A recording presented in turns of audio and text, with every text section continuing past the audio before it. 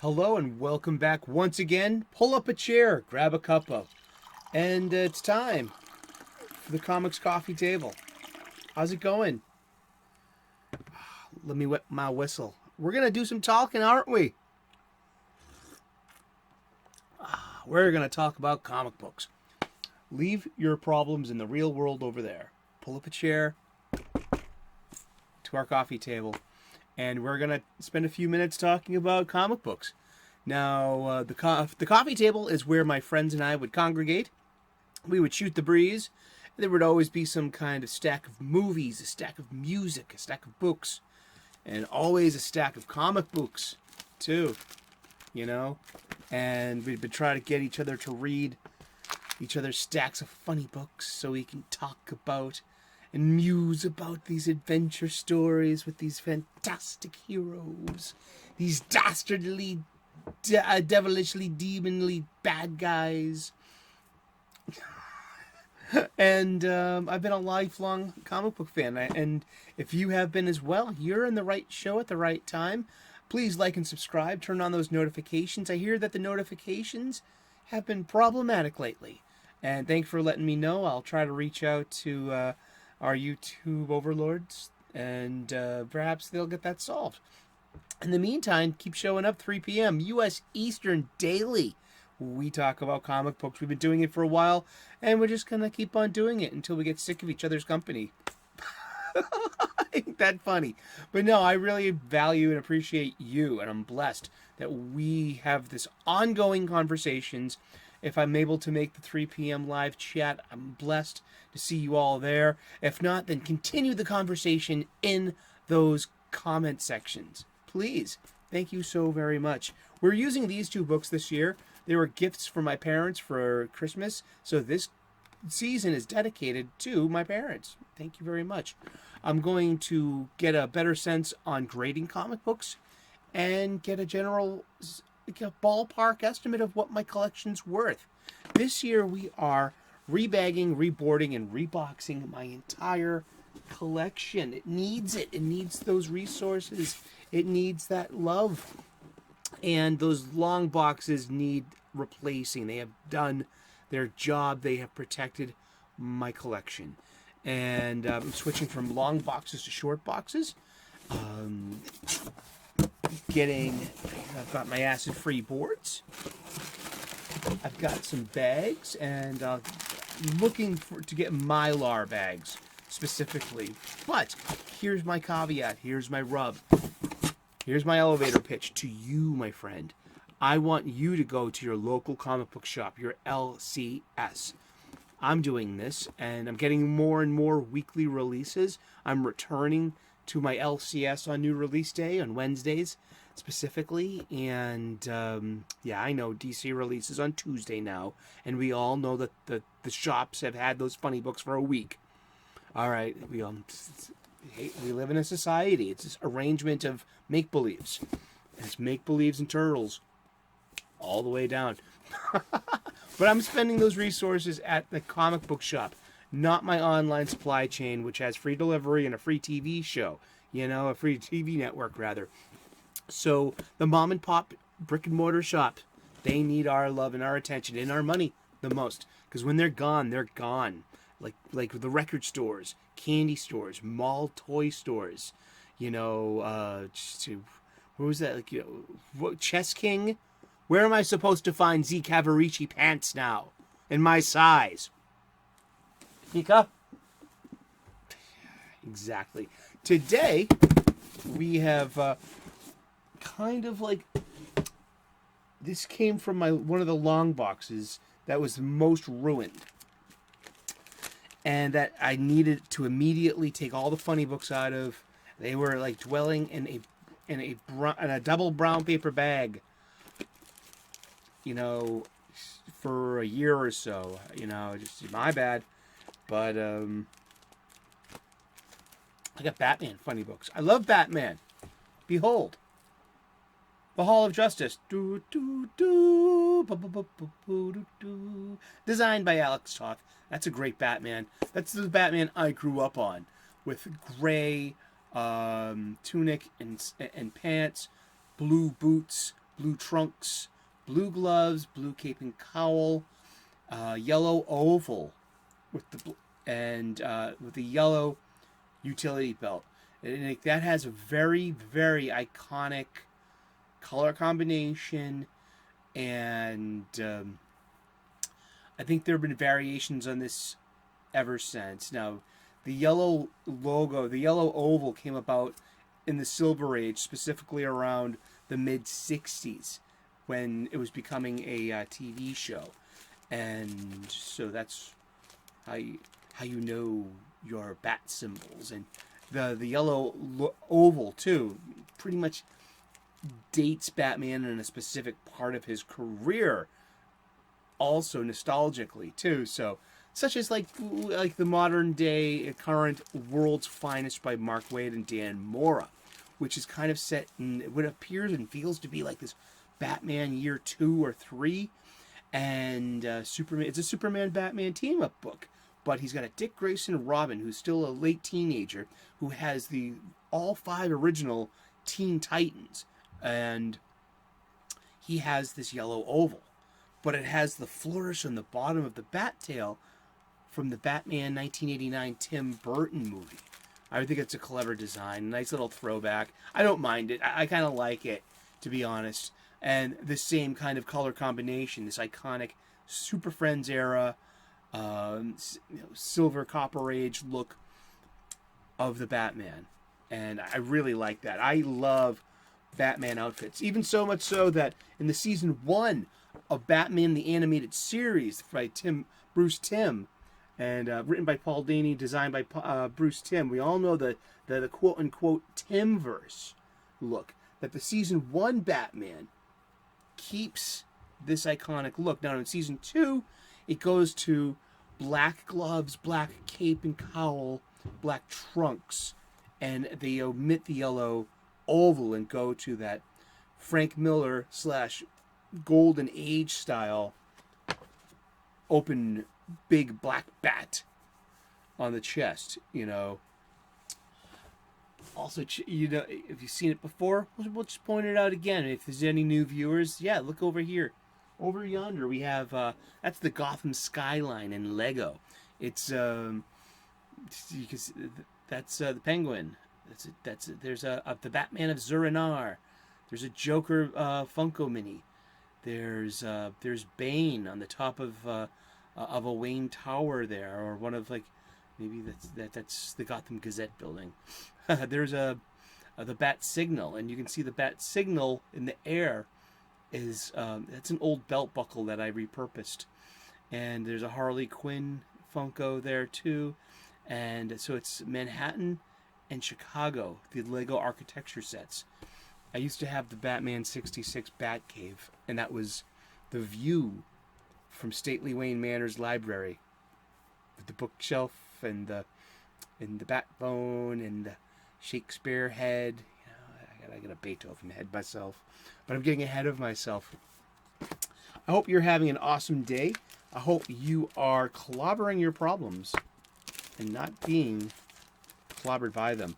This is Batman Incorporated. This is the New 52 follow-up to Batman Inc., which preceded this. Now, Grant Morrison, you've heard his name lots of times on this show. He's a Scottish comic book writer. Superheroes are his speciality, in my humble opinion. He's written a lot of Marvel, but an even more amount of DC comics, and has a great command over Superman and Batman and Wonder Woman. He wrote the Justice League of America in the late 90s, making that a powerhouse, bringing back superheroes after the big speculator implosion with great stories. And he's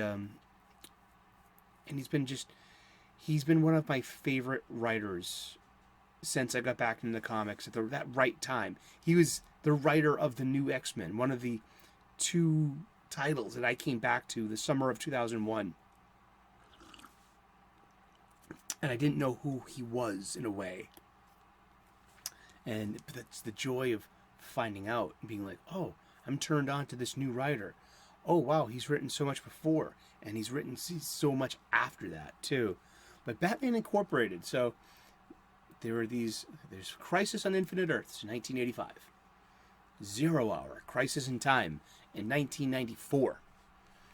Then there's DC's 1 Million in 1998. There's Infinite Crisis in 2005, 2006. And then it gets a little crisis crowded, because then we have Final Crisis again in 2008, 2009, and that's written by Grant Morrison.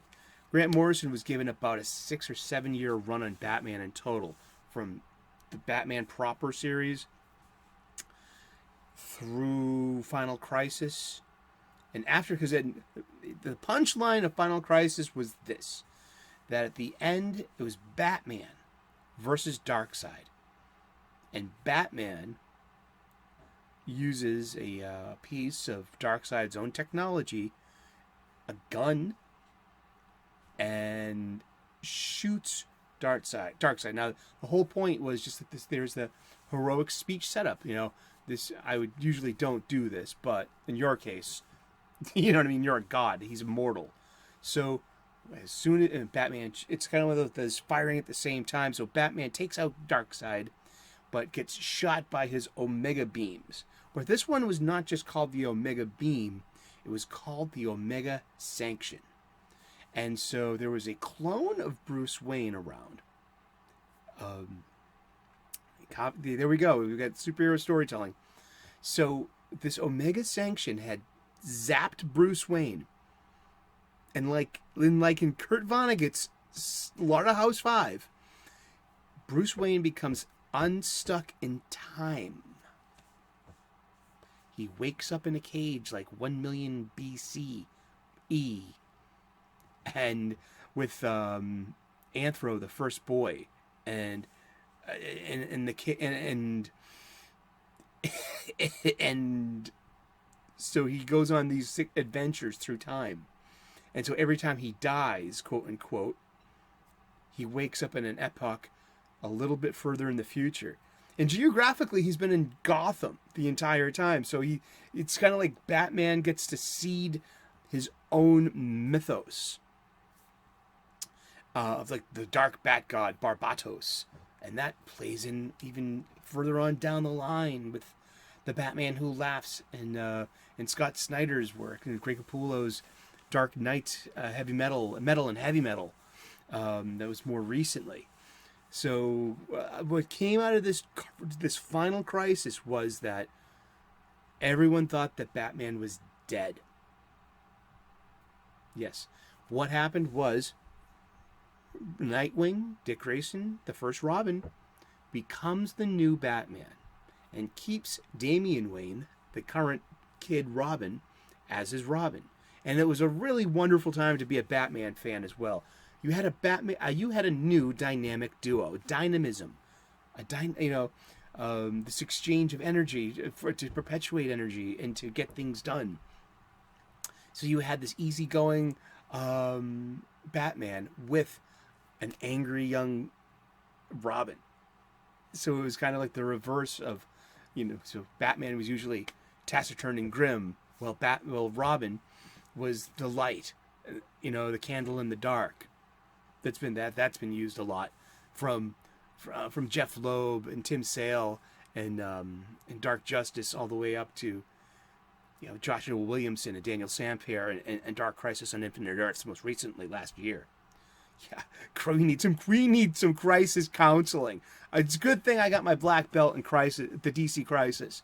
Usually, I get a bone up on a few things too. There is just, I checked out for Dark Knight's metal and death metal, which I should have been tuned into, because I hear that death metal has some really good Superboy Prime stories, and I love Superboy Prime. He's a story for another day. We've covered him before. We will talk about Superboy Prime again. I can't shut up about Superboy Prime. So I have here, okay, so Batman Incorporated had a one-shot special and ran 8 issues before the Flashpoint Paradox happened, and there was a reset of the DC timeline. Now we have the new 52, and everything's reset. So, but things still happened, such as Batman dying and coming back in a way too. Yeah, it's weird. It's weird the way it works. You need an imagination to accept these events in superhero comics. So this is the Leviathan Strikes one shot. This is pretty much the last Batman Inc. Incorporated of the pre-Flashpoint run. Now, what is Batman Incorporated? So Bruce was dead. And so every time he was going through time. So he went from a caveman to the pirates, and from the pirates to, just knights in armor or something, and then to gunslingers, and then to like a Solomon Kane Puritan witch trial thing, but every time he dies and wakes up in a further in the future, he's generating Omega energy. That's gonna so he's gonna, the last issue, he ends up at the end of time at Vanishing Point, the headquarters of Rip Hunter and the Time Hunters. That's secretly located at the last minute of the universe's existence before the heat death and big crunch. Say that 3 times fast. And so Bruce ends up there. Our Justice League goes to the future on a rescue mission, saves Bruce, disables the Omega energy bomb, saves the multiverse, and brings Bruce home alive and well. Now we have 2 Batmans. Or is it Batmen? So Dick agrees to stay as the Batman of Gotham, with Robin as his sidekick. And we have this wonderful David Finch designed Bat costume, eschewing the trunks for a very functional and intimidating looking cod piece, a piece of armor to protect his junk. Seriously, I really like that design. I like he kept the belt and brings back the yellow oval logo, which doubles as a bat signal as well, to blind a bully. A bully blinder, one could say. That's a Goonies reference. Goonies never say die. This is an amazingly awesome standalone issue too. This is because it's the last of the pre-Flashpoint days, which were pretty darn good. So Stephanie Brown, aka the Spoiler, daughter of the Clue Master, usual romantic partner of third Robin Tim Drake, brought into the Bat family as one of the sidekicks, earns her spot as one of the next Batgirls after Cassandra Cain. And so this is, and I love the design of this Batgirl outfit. Stephanie earned her role. She was a Robin too for a couple of days. She was. Tim quit. Batman gave Stephanie the nod, gave her the Robin outfit, and she was unfortunately presumed dead after a botched undercover assignment. It was called War Games. It was really, really good Batman stories too, and it had one of my favorite Batman notes. It's either there or it's not. Sometimes, and in the Batman story, there's no photographic evidence that the Batman ever. So Batman is a urban myth. He's the boogeyman. It's something that the criminals tell each other to keep each other scared. There's no such thing as the Batman. Or there's plenty of photographic evidence of the Batman and video and pictures. And so during War Games, it was in the middle of the day. There was this school. It was Tim's high school that was under siege. There was a mob war going on. And there's Batman coming to save the day, to save Tim and the kids. And there's Batman walking out of the school holding, an injured child, and everyone's like, click, click, click, click. We finally got the Batman on camera. I love that story now. So that comes and goes depending on which universe you're in and which reboot you're enduring now. So this is basically the last time we see Stephanie Brown as Batgirl until most recently. And so we got great art in here. This is a really good story. We got Professor Pig, who is running a girls' school, and that Stephanie has to infiltrate. And there's this huge worldwide conspiracy against Batman. And so, okay. So Batman comes back from the dead. And so there are two Batmen. There's Dick Grayson and Robin, Damian Wayne. And then there's Batman, Bruce Wayne. And he's worldwide. And he's going around the world talking to his Bat allies. And Grant Morrison has brought this up before. You might have seen some things in the press lately with James Gunn's releasing this like list of comic books you have to get so you can really have fun with the next round of movies. And one of them, or two actually images they show, is Batman and Robin, which was Batman and Damian Wayne, which is going to be the next dynamic duo, live action on big screen. But the other one they showed was the Black Glove, another Grant Morrison story. So he's doing, so he's showing off all this Grant Morrison stuff. The Black Glove was about, part of this secret cabal, this Leviathan thing, this that's all building up over the years. All these little Grant Morrison clues over the Batman titles. He had this worldwide kind of league of Batmen. In a way, you had El Gaucho in South America. You had the Night Runner in France, an Algerian guy who was into parkour. You had Mr. Unknown in Japan. You had this you had the Batman, the Man of Bats, the Native American. He's the Batman of the Native American reservation, the First Peoples Reservation. So it's really interesting, and this is all. Remember, this is like in 2008, 2009, 2006, 7, 8. Just so this is like ago in a way. So Batman Incorporated is the worldwide team of Batman, led by Bruce Wayne Batman, and so in the New 52, we got a new number 1. This lasted, I think, 13 issues. It had art by Chris Burnham, too. Really great art by Chris Burnham. Like, Morrison teams up with Chris Burnham a lot. See, these were the many Batmen I was just talking about. Yeah, we got the Squire and the Knight. You had the Knight and the Squire from England, and the Knight dies, so the Squire, Beryl herself, becomes the new Knight. And, like, the legacy. There's Bat Cow. Damian becomes a vegetarian. Yeah. Man of Bats right there. El Gaucho. Mr. Unknown right there. And we were just talking about you all. But in this series, it's kind of weird. But this is the only issue that gained any traction on price. $2.99 cover price. Back in April of 2013. This one is worth $5, near mint 9.2, as listed in the book. And this is the death of Damian Wayne. Robin, kid gets killed. Child gets killed. Yeah.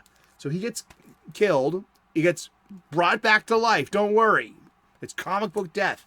It's just not even a Lazarus pit. His body gets brought to Apocalypse, and Batman has to put on some dark side armor and has to fight for his son and big stuff. Comic books. We gotta wrap this up. We've been talking about Batman Incorporated today. It's fun. It was like, it's very British. It's very Grant Morrison kind of puts elements of the BBC's 1960s. It's not the BBC, it was ITV, you idiot.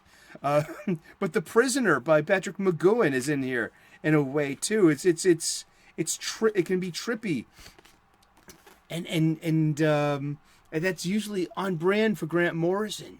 Just like head spins and visual, disorienting stuff, and great plot twists and good command of the voice of these characters. I love comic books and I love Batman, and it's been a great hanging out with you today talking about Batman and Robin, Batman Incorporated, Final Crisis, and the Grant Morrison Batman stories. Go find some Grant Morrison Batman stories.